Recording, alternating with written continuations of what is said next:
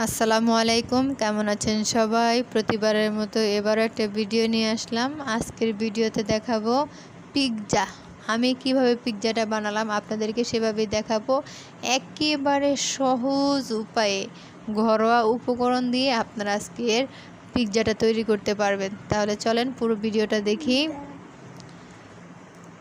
এখন আমি এখানে দিলাম মেজারমেন্ট কাপের হাফ কাপ পানি, কুসুম গরম পানি। এর ভিতরে দিলাম 1 চামচ চিনিটাকে ভালো করে লাড়াচাড়া ভালো করে দিয়ে গলায় নিচ্ছি এটাকে। তারপরে দিলাম 1 চামচ ইস্টটাকে দিয়ে ভালো করে মেখে এখন আমি এটাকে রেস্টে রেখে দিছি। এই যে দেখেন, কিছুক্ষণ আপনারা আধা ঘন্টার মতো রেস্টে রেখে দিবেন। তারপর দেখেন ফুলে ফেনা ফেনা হয়ে গেছে। এখন আমি এটাকে একটু লাড়াচাড়া দিয়ে ভালো করে লবণ দেব স্বাদ মতো। যে যেমন লবণ খান লবণটা আপনাদের স্বাদ মতো দিবেন। এখন আমি এটাকে ভালো করে মিক্স করব। তারপরে দিয়ে দিব এখানে মেপে রাখা মেজারমেন্ট কাপ দিয়ে 1.5 কাপ ময়দা। এখন আমি এটাকে ভালো করে মিক্স করব। যেহেতু আমার এক হাতে ফোন মোবাইল থাকে, যেটা দিয়ে আমি ভিডিও করি, আরেক হাতে আমি রান্না করি, যার কারণে আপনাদেরকে পুরোপুরি দেখাতে পারি না। আমি এটা অফ ক্যামেরায় ভালো করে মিক্স করে নিছি। এতে আপনাদের কারো পানিটা কম বেশি হইতে পারে, একবারে যদি একটু কম হয় পানি দিয়ে নেবেন। তারপরে দেখেন আমি এটাকে মেখে নিয়েছি। এখন আমি এটাকে হাতটা ধুয়ে আইসা দেখাই আপনাদেরকে। দেখেন হাতের সাথে কোনো প্রকার লেগে আসবে না। আর এখানে আপনারা তেল ব্যবহার করবেন না, তেল ছাড়া। এখন আমি এটাকে রেস্টে রেখে দিব প্রায় 1.5 থেকে 2 ঘন্টার মতো। আপনাদের হাতে যদি সময় থাকে আপনারা এর চাইতেও বেশি সময় এটাকে রেস্টে রেখে দিবেন। দেখেন আমার এটা ফুলে ডাবল হয়ে গেছে, যেহেতু ইস্ট দেওয়া তার কারণে ফুলে ডাবল হয়ে গেছে। এখন এটাকে আমি আবারও ভালো করে মিক্স করব। তারপরে দেখেন আমি এটাকে কী করি আপনাদেরকে একটু দেখালাম আঙ্গুল দিয়ে টেপ টেপ করে।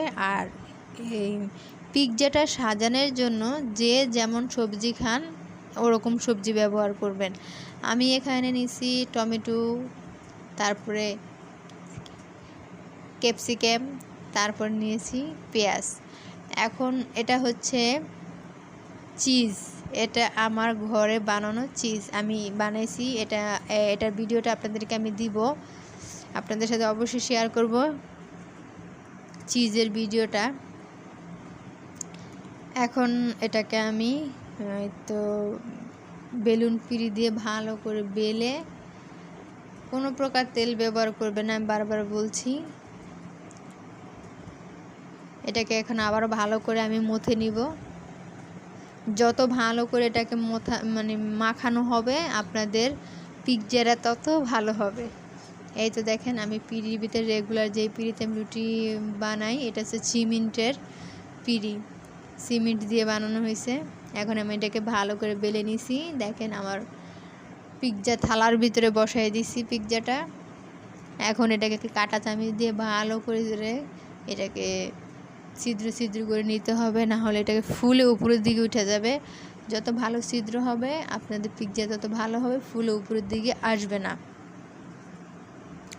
এখন আমি এখানে দিয়ে দেবো পিৎজার সসটা কিন্তু আপনাদেরকে আমি আমার ভিডিওতে দেওয়া আছে। পিৎজার সসটা দেওয়া না, নর্মাল যে সসটা ওইটা দেওয়া আছে। নর্মাল সসের ভিতরে একটু শুকনো মরিচ গুঁড়া করে দিলেই পিৎজার সস হয়ে যায়। এক একজন এক একভাবে বানায়। তারপর দেখলেনি আমি এটাকে সাজালাম, সাথে চিজও দিলাম। এখন এটাকে আমি চুলায়ও দিছি। এখন আপনাদেরকে একটু দেখাই কেমন হয়েছে। মাশাআল্লাহ, অনেক সুন্দর হয়েছে, খেতেও অসম্ভব মজার হয়েছে। এখন এটাকে আমি একটা টুথপিকের সাহায্যে আপনাদেরকে দেখাবো ভিতরটা কেমন হয়েছে। দেখেন আমার পুরো টুথপিকটা একবারে ক্লিন হয়ে আসছে, টুথপিকের গায়ে কিছুই লেগে থাকে নাই। এখন এটাকে আমি কাটবো।